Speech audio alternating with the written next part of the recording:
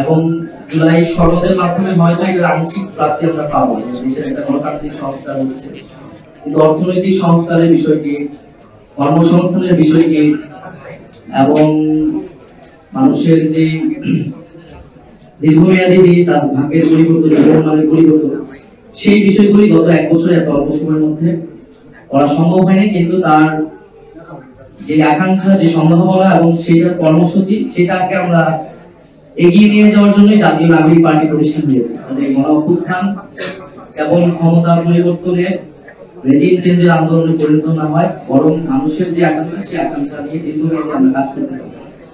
আর জাতীয় নাগরিক পার্টির জায়গা থেকে কিন্তু আমরা আগামীকাল সেই বিষয়গুলোই উল্লেখ করবো যে তরুণদের নিয়ে আমাদের পরিকল্পনা কি, অর্থনীতি নিয়ে আমাদের পরিকল্পনা কি, এবং দেশের আইন শৃঙ্খলা প্রতিষ্ঠান নিয়ে আমাদের পরিকল্পনা কি, এবং গত এক বছরে আসলে সফলতা, ব্যর্থতা এই সব কিছু নিয়ে আমরা আগামীকাল কথা বলবো। এবং আমাদের পার্টির পক্ষ থেকে যে পরিকল্পনা, জুলাই ঘোষণাপত্র আপনারা জানেন, বৈষম্যবিরোধী ছাত্র আন্দোলনের পক্ষ থেকে এই দাবি দেওয়া হয় 31 ডিসেম্বর। এবং তখন কিন্তু আমরা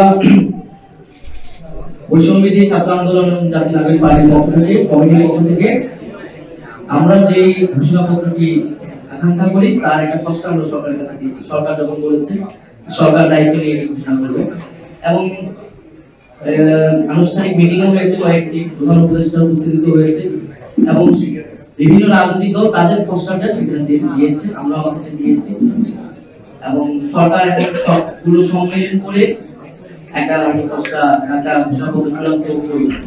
আমাদের জায়গা থেকে আমরা বলেছি ঘোষণাপত্র অবশ্যই সাংবিধানিক স্বীকৃতি থাকতে হবে, সংবিধানের সেটা প্রিএম্বল এবং তফসিলে এই জুলাই গণঅভ্যুত্থান এবং ঘোষণাপত্রের কথাটি উল্লেখ থাকতে হবে।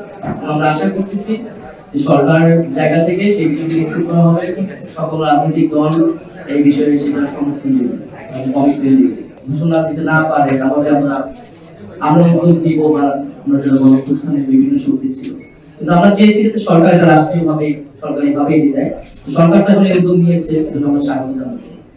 আর পাশাপাশি আমরা বলেছি যে আমরা যে বিভিন্ন পদযাত্রে মানুষের কাছে যাচ্ছি, মানুষের প্রত্যাশাগুলো শুনছি, আকাঙ্ক্ষাগুলো শুনছি, এবং আমাদের যে ভাবনা কোনটা এটা আমাদের জাতীয় নাগরিক পার্টি এবং জুলাই পদযাত্রার আমাদের যে অভিজ্ঞতা, তার ভিত্তিতে আমরা সামনের বাংলাদেশটাকে আমরা কিরকম দেখতে চাই সেটার উপরে আমরা, এবং আমাদের জাতীয় নাগরিক পার্টির ভবিষ্যৎ কর্মসূচি